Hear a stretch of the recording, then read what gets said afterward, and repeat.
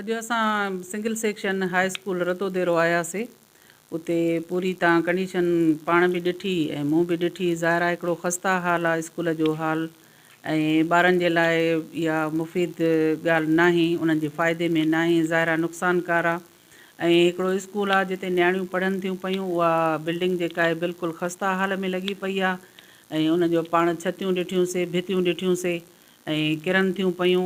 इहो अॼु असां DO साहिब सां मीटिंग रखियल आहे ऐं एजुकेशन वर्क्स वारा बि उते ईंदा, कल्ह आया बि हुया, हिते ॾिसी विया आहिनि। पाण मैडम हितां वारी हुयनि, रुखसाना साहिबा। सो इंशा ताला हिन स्कूल जे इन कम में असां ईअं सम्झो त पूरा इन्वॉल्व थी विया आहियूं ऐं जीअं असांजो माना चाहींदासीं त बहितर खां बहितर इन जी पोज़ीशन थिए त बहितर थींदो। ॿारनि जे मुस्तक़बिल जी ॻाल्हि आहे, उन्हनि जे ज़िंदगियुनि जी ॻाल्हि आहे, त असां सभु कुझु इंशा उन्हनि जे लाइ कंदासीं। हा दा, इहो ईअं ॻाल्हि ॿ शयूं आहिनि बिल्कुलु, पर इहा पूरे शहर जो इहो मसइलो आहे। पर हिन इलाइक़ो जेको आहे उनजो वधीक आहे, छो जो अप डाउन्स थींदा आहिनि अमूमन शहरनि में, त हिन साइड जो जेको हे इलाइक़ो आहे, हितां जो पाणीअ जो मसइलो वाक़ई बि आहे। इन जे लाइ बि असां ॻाल्हायूं था पिया ऐं ॿई ॻाल्हियूं कंस्ट्रक्शन ऐं पाणीअ जो मसइलो जेको मेन ज़िंदगीअ जो मसइलो आहे, इहो सॼो असां अॼु DO ऑफिस में वेही इन जो जल्दी इंशा लाइ अमल कढंदासीं। बिस्मिल्लाह रहमान रहीम।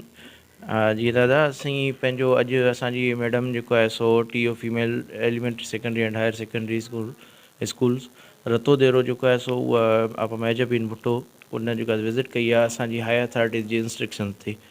पंहिंजो असांजो DO साहब ऐं असांजो डायरेक्टर साहब जी हिदायतुनि ते, जीअं त कल्ह ऐं कुझु ॾींहं अॻु इशू हिकिड़ो हुयो जेको छत किरण जो, जंहिंमें जेको आहे सो आप इंफॉर्म कयो हुयो सभिनी खे, ऐं उहो ई उन जे बेसिस ते अची करे अॼु आप महजबीन ऐं असां अॼु विज़िट करे उहो ॾिठोसीं त वाक़ई बि जेको छत वग़ैरह आहे उहो छोकिरियुनि जे लाइ ऐं नियाणियुनि जे लाइ इहा शइ हिकिड़ी ख़तरे जो बाहिस आहिनि ऐं अहिड़ा इशूज़ आया बि हुया। सो असां कोशिशि कई आहे त उन्हनि खे हिकिड़ा अलॻि फ़िलहालु क्लासिस जेको आहे सो अलाट करे, अलॻि सेटिंग करे उते जेको आहे उन्हनि जी तालीम खे जारी रखियो वञे।